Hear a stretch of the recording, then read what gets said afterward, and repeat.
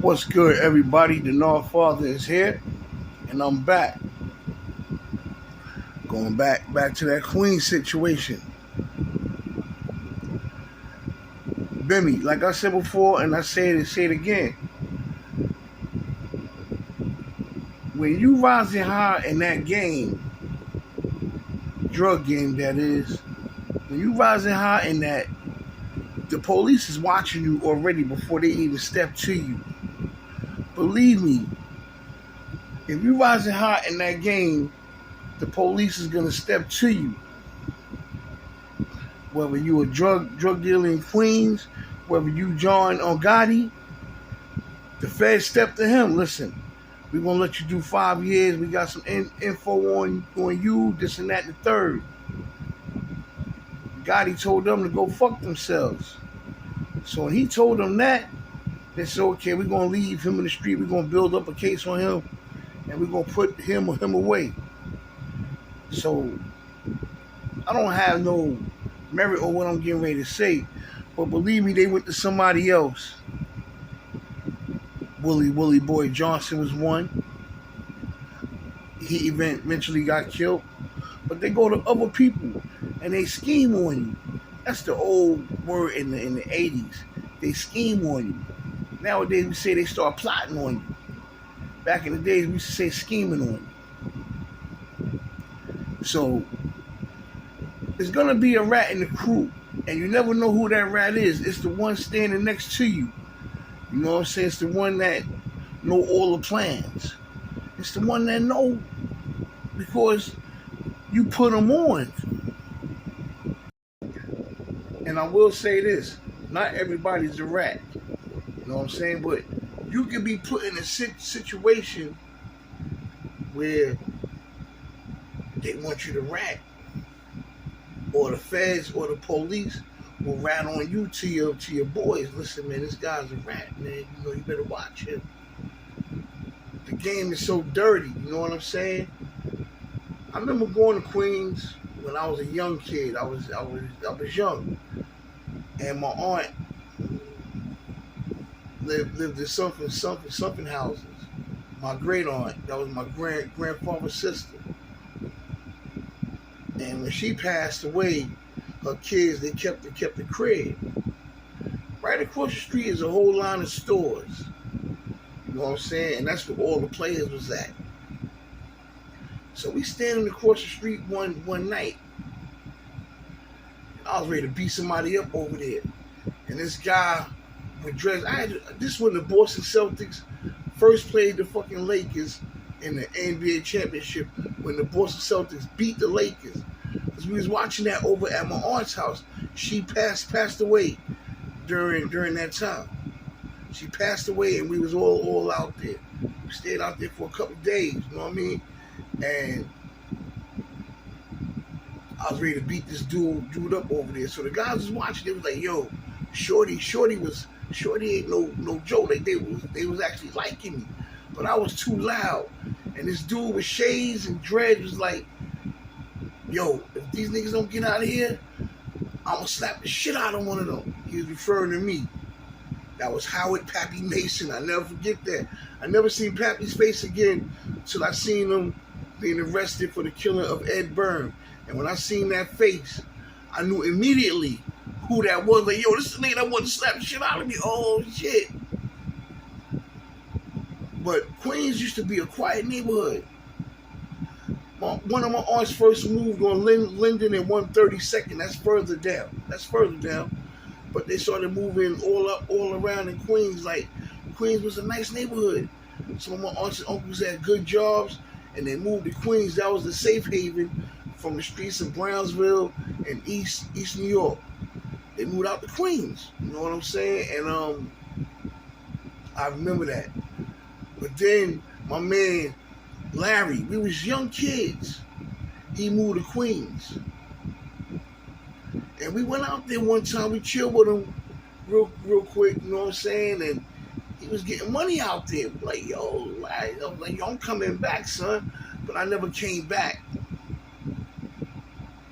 A couple of months later, I'm reading the damn newspaper, and they had a small article saying that Larry got killed. He was one of the first guys that I knew that got killed in Queens. You know what I'm saying? He was selling drugs, and I don't know what happened. Some guys, they came by in the car and they blasted at the car, boom, boom, boom, boom, boom, and he got killed. He was a teenager, quiet kid, ain't bothered nobody. But when he moved to Queens, he was another one that moved to Queens and got introduced to that life. So Queens made the transition of being a quiet neighborhood, and they became killers. And that's how brothers like Bimmy, Pappy, Supreme, Fat Cat, that's when you started hearing the names. This is when they became known. You know what I'm saying? Like by the time 85 came, they was already certified. Queens was already certified as being killers. When I stayed a couple of days at my aunt's house for my aunt's funeral, my mom's went home, and I wanted to stay out there. See, I wanted to stay out there because I wanted to get to know the guys out there. I was sneaky, like I was a young kid, probably like 14, but I wanted to know the game. I wanted to become one of these guys here. I wanted to become a drug dealer. I wanted to get money in Queens. My mom's wasn't having that. She dragged my ass back to Brooklyn. That's when she first caught me smoking weed. My aunt lived on a terrace the apartment where the terrace faced the parking lot. So my mom's and them sitting in the car, they doing their thing, probably smoking weed, drinking a little bit, and I'm on the terrace. That's when they had the gold weed out there. You know what I'm saying? They had the gold weed out there, and I'm on the terrace blowing the damn blunt. And she was like, "Boy, you better put that weed down." But she knew then, when she went home, she was taking my ass with me. And my cousins and started smoking, but I didn't know about it, but I knew they was looking different. But they started smoking that crack, you know what I'm saying? And Queens just became no joke after that. You know what I'm saying? So when we did go back to Queens, my mom's kept me on a short leash. She wasn't having it. But I never forget something houses. They had the upstairs and downstairs cribs. And I fell in love with it, man. I fell in love with it. But my mom's wasn't having it. She pulled me out of there. So I don't know who's a rat, who's not a rat. You know, this is the story, this, that, and the third. I remember vividly though. I know by 89 when Ed Byrne got killed, George Bush wasn't having it. George Bush started shutting Queens down. He took Ed Byrne badge and he put it on him. And he wore that badge. And he swore to shut that down. But in the early 80s, Queens was still quiet. But like I said, they became killers. My grandmother moved from Cypress on 145th, I believe. And she lived in the next house from Anthony Mason's mother. And she used to have all the New York Knicks jerseys and all that, all the New York Knicks apparels. And right around the corner from there was the soul food restaurant right on Rockaway Boulevard. This was in the early 90s when my grandmother moved out there. Yo, this is the Nard, man. Queens is real. It's very real.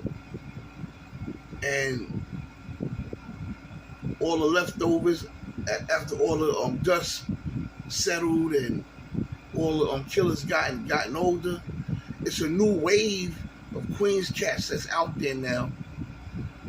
And Queens ain't no joke now.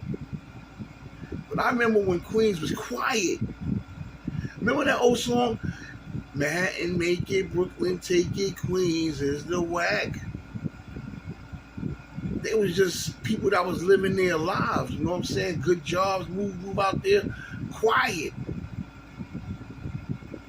And then how that song go? Staten Island, soft and smiling, and the Bronx is bugging out on crack. Staten Island, that's another story. That was before the Wu-Tang. Staten Island was always a sneaky bubble because you had to go across that boat. And to go home, if you ain't had no car, you had to go back across that boat. You know, Queens is a place a lot of people went in and didn't come out. This is the nod, man. I'm just trying to state the best facts that I can. But I'll be back. Peace.